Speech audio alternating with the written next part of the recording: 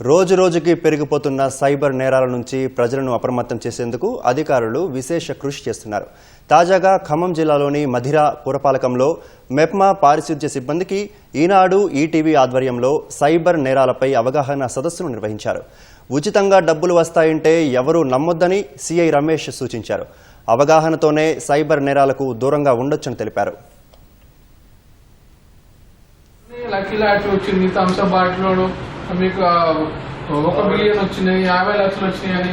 ఇప్పుడు ఇంత కష్టపడితేనే ₹1 ఇస్తలేదు, నీకు ఉద్యోగం కూర్చొని 50 లక్షలు ఇస్తారా? ఎవరన్నా ఎగ్జాంపుల్ చెప్తారా? మనం కష్టపడకుండా లక్కీ లాటరీ మనం టికెట్ కొనలేదు, ఏం కొనలేదు, మనకు 50 లక్షల లాటరీ రాకిందంటే నమ్ముతావా?